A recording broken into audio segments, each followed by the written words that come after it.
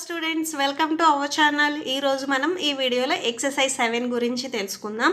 మీకు previous exercises అన్ని కింద లింక్ డిస్క్రిప్షన్లో ఉంటాయి. ఏదైనా డౌట్ ఉంటే అందులో చూసుకోవచ్చు. ఇంకా ఏదైనా డౌట్ ఉంటే కామెంట్ సెక్షన్లో కామెంట్ చేయండి. నా వీడియోస్ ఎవరైనా ఫస్ట్ టైం చూస్తుంటే కింద మీకు రెడ్ కలర్లో సబ్స్క్రైబ్ ఉంటుంది. సబ్స్క్రైబ్ మీద క్లిక్ చేయండి. పక్కనే మీకు బెల్ ఐకాన్ వస్తుంది. బెల్ ఐకాన్ మీద క్లిక్ చేయండి. మీకు అక్కడ ఆల్ అని క్లిక్ చేయండి. క్లిక్ చేస్తే నేను ఎప్పుడు ఏ వీడియో పెట్టినా కూడా అప్డేట్ వస్తుంది. So please subscribe to my channel. ఇప్పుడు ఎక్సర్సైజ్ 7 చూద్దాము. In a class test containing 15 questions. ఒక క్లాస్లో ఒక టెస్ట్ అనేది కండక్ట్ చేశారు. మీకు కూడా మీ స్కూల్లో టెస్ట్ కండక్ట్ చేశారు కదా. సో అట్లాగా 15 క్వశ్చన్స్కి ఒక టెస్ట్ అనేది కండక్ట్ చేశారు. 4 marks are given for every correct answer. ఈ ప్రాబ్లమ్స్ వచ్చేసరికి మీరు ఆల్రెడీ ఎక్సర్సైజ్ 4లో 4th ప్రాబ్లం చేసినట్టున్నారు. సో సేమ్ అదే model. In a class test containing 15 questions. ఒక క్లాస్లో వచ్చేసరికి 15 క్వశ్చన్స్ ఒక ఎగ్జామ్ కండక్ట్ చేశారు. దాంట్లో 4 marks are given for every correct answer. రాసిన ఆన్సర్ కరెక్ట్ అయితే 4 మార్క్స్ ఇస్తారు. And -2 marks are given for every incorrect answer. So incorrect answer మీరు పెట్టింది రాంగ్ అయితే 2 మార్క్స్ అనేది సబ్ట్రాక్షన్ చేస్తాము అంటున్నారు. ఫస్ట్ వన్ చూడండి. Bharati attempts all questions but only 9 answers are correct. Bharati వచ్చేసరికి అన్ని క్వశ్చన్స్ని అటెంప్ట్ చేసింది. ఆమె 9 అటెంప్ట్ చేసిన వాటిల్లో 9 మాత్రమే కరెక్ట్ అయ్యాయి. అంటే ఎన్ని రాంగ్ అయ్యాయి? 15 - 9 చేయండి. ఎంత వస్తుంది? 6 వస్తుంది. అంటే ఆమె రాసిన వాటిలో 6 అనేది రాంగ్ అయ్యాయి. నెక్స్ట్ సెకండ్ పాయింట్ వచ్చేసరికి one of her friends Hema attempts. ఆమె ఫ్రెండ్ హేమ వచ్చేసరికి only 5 questions and all are correct. ఈమె వచ్చేసరికి ఓన్లీ జస్ట్ 5 క్వశ్చన్స్ రాసింది. ఆమె రాసిన 5 అనేది కరెక్ట్ అయ్యాయి. What will be her total score? హేమాది టోటల్ స్కోర్ ఎంత అని అడుగుతున్నారు. సో చూద్దాం. ఎక్సర్సైజ్ 7లో ఫస్ట్ వన్ చూడండి. ఫస్ట్ మీకు అక్కడ ఎవ్రీ కరెక్ట్ ఆన్సర్స్కి ఎన్ని మార్క్స్ అని ఇచ్చారు? 4 అని ఇచ్చారు. సో రాయండి. Every correct answers marks. So every correct answers marks equal to 4 marks. And next వచ్చేసరికి every wrong answer marks. So every wrong answers marks equal to -2. ఇప్పుడు ఫస్ట్ వన్ చూడండి. Bharathi all questions attempt చేసింది. So attempt చేసినప్పుడు 9 అనేది correct అయ్యాయి. So Bharati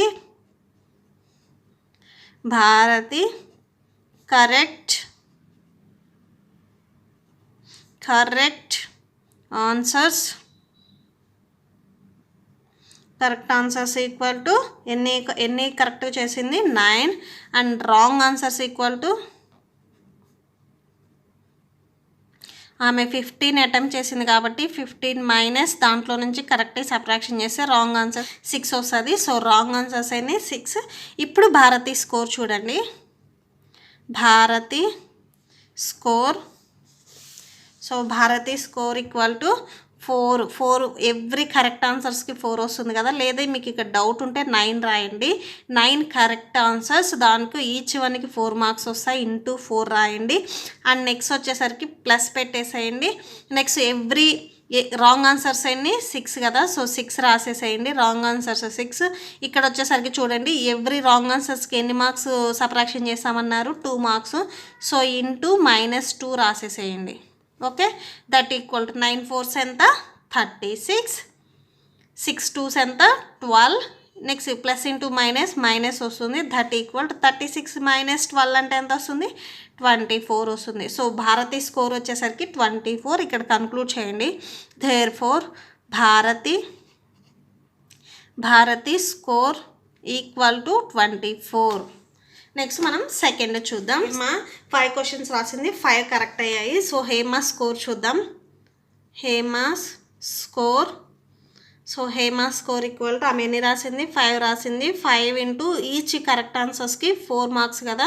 that equal 5 4s ఎంత? 20. ఆమెకి 20 marks వచ్చాయి. రాయని వాటి అవసరం లేదు. రాసి రాంగ్ అయితే మనం కండక్ట్ చేసాము. రాయని వాటికి ఏం అవసరం ఉండదు. సో ఇక్కడ కన్క్లూడ్ చేయండి. Therefore Hema score equal to 20. Next second row మనం చూద్దాం.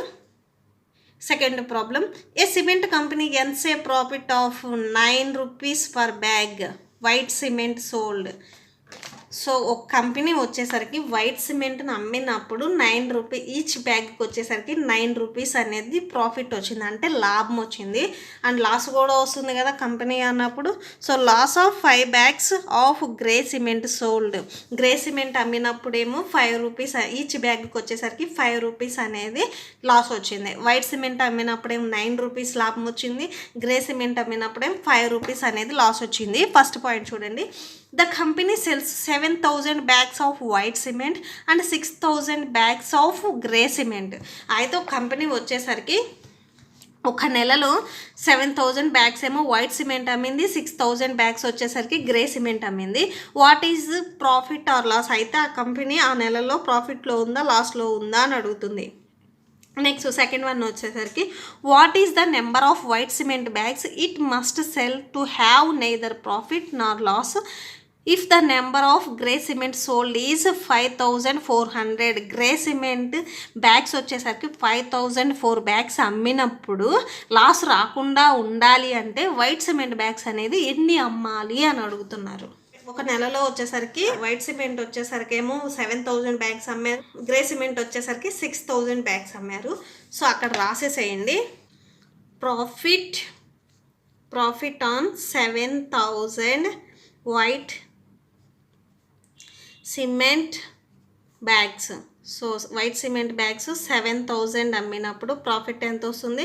7,000 ఇంటూ ఈచ్ బ్యాగ్కి 9 రూపీస్ కదా, 30 = 63,000 వస్తుంది. ఓకే, నెక్స్ట్ లాస్ కూడా వస్తుంది కదా, లాస్ కూడా రాయండి. లాస్ ఆన్ ఎప్పుడు 6,000 గ్రే బ్యాగ్స్ అమ్మినప్పుడు, grey cement 6,000 grey cement bags = 5 × 6,000 వస్తుంది. దట్ ఈక్వల్ 5 × 6 ఎంత? 30,000 వస్తుంది. ఓకే, ఇప్పుడు లాస్ 30,000 వచ్చేసరికి ఇది లాస్ అవుతుంది, 63,000 వచ్చేసరికి మీకు ప్రాఫిట్ అవుతుంది. ఇప్పుడు ఆ నెలలో లాస్లో ఉన్నాడా ప్రాఫిట్లో ఉన్నారా చూడమన్నారు కదా, net profit or loss. So ప్రాఫిట్లో ఉన్నాడా లాస్లో ఉన్నాడా తెలియాలంటే ఏం చేయాలి? అక్కడ ఉన్న హైయెస్ట్ నెంబర్లో నుంచి స్మాలెస్ట్ నెంబర్ని సబ్ట్రాక్షన్ చేయాలి. 63,000 - 30,000 దట్ ఈక్వల్ టు 33,000. ఈ 33,000 దేంట్లో నుంచి వచ్చింది? హైయెస్ట్ నెంబర్ ఏంటిది? White cement bags. అంటే ఈ వైట్ సిమెంట్ బ్యాగ్ వచ్చేసరికి ప్రాఫిటే కదా. సో 33,000 అనేది ఆ మంత్ అతనికి ప్రాఫిట్లోనే ఉంటాడు. 33,000 ఆ మంత్ అతనికి ప్రాఫిట్ వస్తుంది. నెక్స్ట్ సెకండ్ పాయింట్ దీంట్లోనే ఇక్కడ చూడండి. So grey colour cement bags ఎన్ని అమ్మాడు? 5,400 అమ్మినప్పుడు లాస్ రాకుండా ఉండాలి అంటే వైట్ సిమెంట్ బ్యాగ్స్ ఎన్ని అమ్మాలి అని అడుగుతున్నారు. సో రాసేసేయండి, where there is no loss then profit on white cement bags that equaled loss on grey cement bags.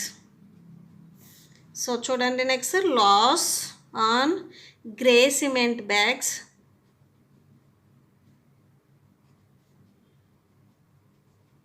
Equal to grey cement bags ఎన్ని?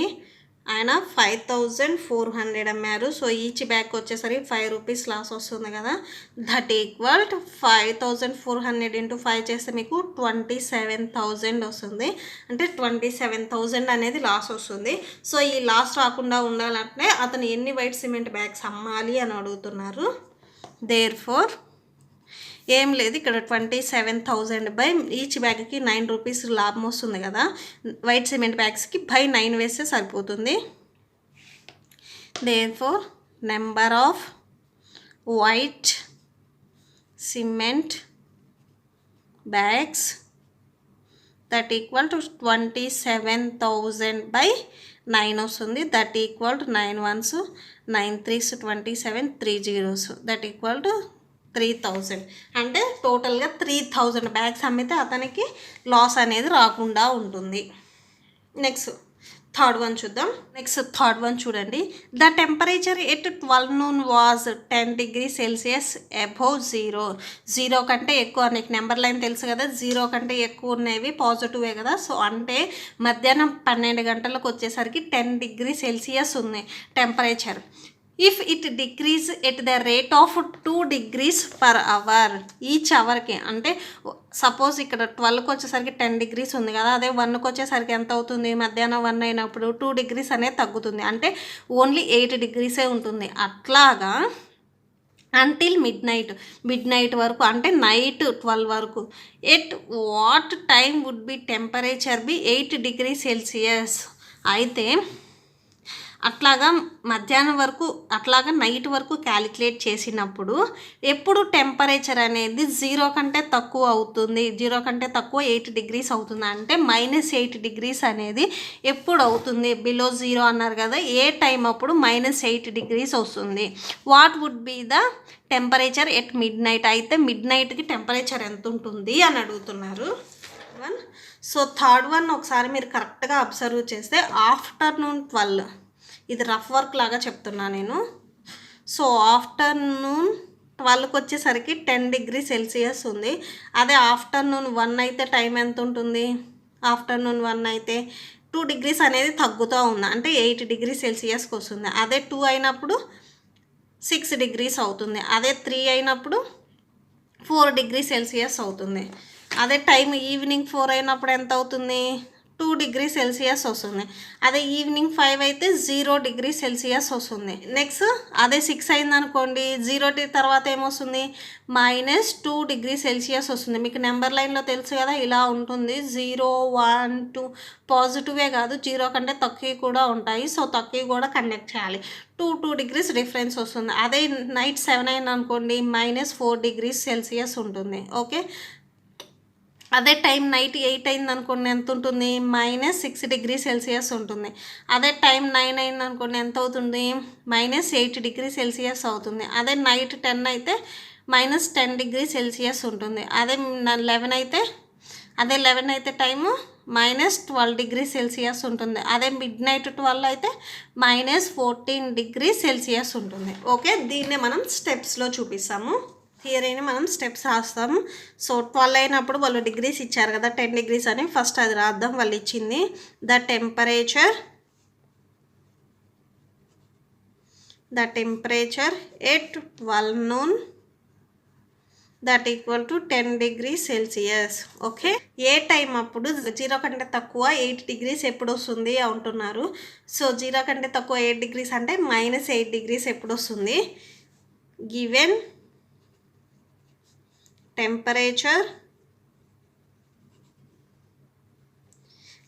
Temperature equal to 8 degrees Celsius below 0 that equal -8 degrees Celsius. Okay, 0 కంటే తక్కువ -8 degrees Celsius వస్తుంది.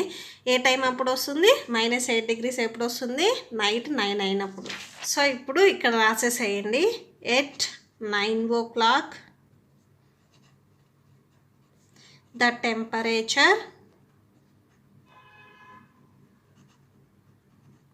temperature would be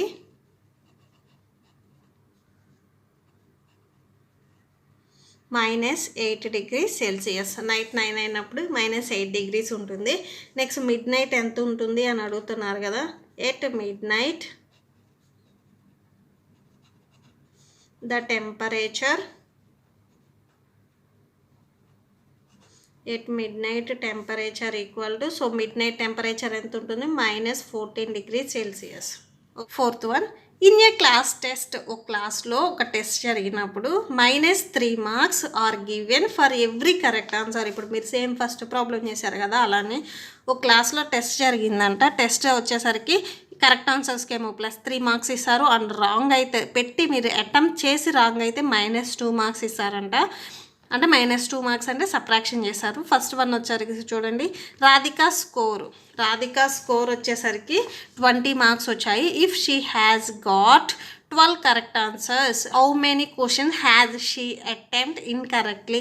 రాధికాకు వచ్చేసరికి మీకు 20 marks వచ్చాయంట. ఆమె ఎన్ని questions attempt చేసిందో తెలియదు, కానీ 12 అనేది కరెక్ట్ అయ్యాయి. రాంగ్ అయిన క్వశ్చన్స్ ఎన్ని అని అడుగుతున్నారు. నెక్స్ట్ సెకండ్ వన్ వచ్చేసరికి Mohini scores -5 marks in this test. Mohini వచ్చేసరికి -5 మార్క్స్ వచ్చాయంట ఆ టెస్ట్లో. She has got 7 correct answers. ఈమె వచ్చేసరికి 7 కరెక్ట్ ఆన్సర్స్ పెట్టింది. How many question has she attempted incorrectly. అయితే ఈమె రాంగ్ ఎన్ని రాసింది అని అడుగుతున్నారు. సో అంటే ఫస్ట్ క్వశ్చన్కి రివర్స్లో ఉంది. ఫోర్త్ వన్ చూడండి. రాధిక స్కోర్ వచ్చేసరికి వాళ్ళు ఇచ్చారు కదా, ఫస్ట్ అక్కడ ఇచ్చినవి రాసేసేయండి. First one Radhika score. So Radhika score వచ్చేసరికి 20. నెక్స్ట్ చూడండి నెంబర్ ఆఫ్ కరెక్ట్ ఆన్సర్స్. ఈమె ఎన్ని కరెక్ట్ ఆన్సర్స్ రాసిందో కూడా ఇచ్చారు కదా.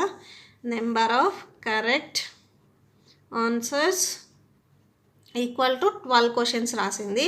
ఆమెకి ఎన్ని మార్క్స్ వస్తాయో చూద్దాం కరెక్ట్ రాసిన వారికి. And marks for correct answers. So correct రాసిన వాటికి మార్క్స్ ఎన్ని వస్తాయి? 12 ఇంటూ ఈచ్ క్వశ్చన్స్కి 3 మార్క్స్ కదా. 12 3s ఎంత? 36. ఆమె రాసింది 12 క్వశ్చన్స్ అన్నీ కరెక్ట్ అయితే 36 రావాలి. ఆమెకి 20 వచ్చాయి. అంటే మీకు 16 మార్క్స్ అనేది ఆమె 16 మార్క్స్ ఎక్కడ తగ్గిపోయాయి? ఆమె రాంగ్ రాసిన వాటికి తగ్గిపోయాయి. ఇప్పుడు మనం ఆమె ఏం రాంగ్ రాసిందో చూద్దాం. Therefore number of incorrect answers. So number of incorrect answers equal to ఎన్ని క్వశ్చన్స్ ఇన్కరెక్ట్ అంటే రాంగ్ రాసింది, marks for incorrect answers. So marks incorrect ఆన్సర్స్కి ఎన్ని మార్క్స్? 36 మైనస్ 20 చేయండి. ఆమెకి యాక్చువల్గా 20 వచ్చాయి, 36 రావాలి. అంటే రాంగ్ అయినాయి ఎన్ని? 16 మార్క్స్ అనేది రాంగ్ అయ్యాయి కదా. సో 16 పెట్టేసేయండి. సో ఇప్పుడు చూడండి therefore number of incorrect answers. So therefore number of incorrect answers equal to 16 divided by each క్వశ్చన్కి 2 మార్క్స్ కదా సబ్ట్రాక్షన్ చేసేది. 16 డివైడెడ్ బై 2 చేసి ఎంత వస్తుంది? 8 వస్తుంది. ఓకే. సో ఆమె రాంగ్ రాసిన ఆన్సర్స్ ఎన్ని? 8. ఓకే, 8 క్వశ్చన్స్కి రాంగ్ రాసింది, 12 వచ్చేసరికి కరెక్ట్ రాసింది. ఆమె టోటల్గా 20 మార్క్స్ వచ్చాయి. నెక్స్ట్ దీంట్లోనే సెకండ్ బిట్ చూద్దాం. Second one. So Mohini score ఎంతో చూడమన్నారు కదా. సెకండ్ వన్ వచ్చేసరికి మోహిని స్కోర్ చూద్దాం. మోహిని స్కోర్ ఈక్వల్ టు ఈమెకి -5 మార్క్స్ వచ్చాయి. సో ఈమె వచ్చేసరికి కరెక్ట్ ఆన్సర్స్ ఎన్ని పెట్టింది? Number of correct answers. Number of correct answers equal to ఈమె ఎన్ని కరెక్ట్ రాసింది? 7 కరెక్ట్ రాసింది. సో 7 రాసేసేయండి. ఇప్పుడు మార్క్స్ ఎన్ని వస్తాయో చూద్దాం. Marks for correct answers. So correct answers marks ఎన్ని వస్తాయి? 7 ఇంటూ కరెక్ట్ ఆన్సర్ 3 మార్క్స్ కదా. 7 3s ఎంత? 21. అంటే 21 మార్క్స్. ఆమె కరెక్ట్ రాసిన దానికి 21 వచ్చాయి. సో రాంగ్ ఎన్ని రాసిందో తెలీదు. ఆమె రాంగ్ 7 క్వశ్చన్స్ కంటే ఎక్కువ రాంగ్ రాసింది, అందుకే ఆమె మైనస్లోకి వెళ్ళింది స్కోర్ వచ్చేసరికి. So marks for incorrect answers. Marks for incorrect answers. So incorrect ఆన్సర్స్కి మార్క్స్ ఎన్ని వస్తాయి? -5. సో ఇన్కరెక్ట్ ఆన్సర్స్కి ఆమెకు వచ్చేసరికి టోటల్గా మార్క్స్ -5 వచ్చాయి కదా. ఫస్ట్ టోటల్ రాయాలి. నెక్స్ట్ కరెక్ట్ ఆన్సర్స్ ఎన్ని? 21. సబ్ట్రాక్షన్ చేయండి, ఎంత వస్తాయి? -26 వస్తుంది. ఓకే. సో ఇన్కరెక్ట్ ఆన్సర్స్కి ఆమెకు మార్క్స్ ఎన్ని వచ్చాయి? -26 వచ్చాయి. ఆమె ఎన్ని క్వశ్చన్స్ అటెంప్ట్ చేసిందో చూద్దాము. Therefore number of incorrect answers. Number of incorrect answers equal to -26 by each ఆన్సర్స్కి 2 మార్క్స్ కదా కట్ చేసేది. 2 1s 2 13s that equal to -13 వచ్చింది. ఓకే. సో ఆమె ఇన్కరెక్ట్ ఆన్సర్స్ ఎన్ని రాసింది? 13 రాసింది. 13 క్వశ్చన్స్ రాసింది ఇన్కరెక్ట్. నెక్స్ట్ ఫిఫ్త్ వన్ చూద్దాం. భూమి లోపల ఉన్న 350 మీటర్స్ వెళ్ళడానికి లోపల, అందుకే మీకు మైనస్ వచ్చింది. భూమి లోపల -350 మీటర్స్ వెళ్ళటానికి ఎంత టైం పడుతుంది అని అడుగుతున్నారు. Fifth one. So fifth one వచ్చేసరికి ఫస్ట్ రాయండి. Total length to be descent equal to -350 and స్టార్టింగ్లో 10 ఉంది కదా, సో టోటల్గా -360 మీటర్స్ అనేది అది ట్రావెల్ అవ్వాలి. సో ఈచ్ మినిట్కి 6 మీటర్స్ అనేది ట్రావెల్ అవుతుంది. Rate of the speed of the elevator that equal to 6 meters per minute. Next, total time to descend that equal total time అంటే 360 మీటర్స్ వెళ్ళడానికి ఎంత టైం పడుతుంది అని 360/6 వేయాలి. సో 6తో క్యాన్సిల్ చేయండి. 6 1s 6 6 36 అంటే టోటల్గా 60 మినిట్స్. ఓకే, 60 మినిట్స్ పడుతుంది. సో 60 మినిట్స్ అంటే మీకు ఆల్రెడీ తెలుసు కదా ఎంత, 1 అవర్. 1 అవర్ అయినా రాయొచ్చు, 60 మినిట్స్ అయినా రాయొచ్చు. ఐ హోప్ మీకు ఈ వీడియో నచ్చితే ప్లీజ్ లైక్ చేయండి, మీ ఫ్రెండ్స్కి షేర్ చేయండి, నా ఛానల్ని సబ్స్క్రైబ్ చేసుకోండి. మీకు ఇప్పుడు నోట్స్ డిస్ప్లే అవుతుంది, ఏదైనా డౌట్ ఉంటే అందులో చెక్ చేసుకోండి. ఇంకా ఏదైనా డౌట్ ఉంటే కామెంట్ సెక్షన్లో కామెంట్ చేయండి. Thank you and thanks for watching.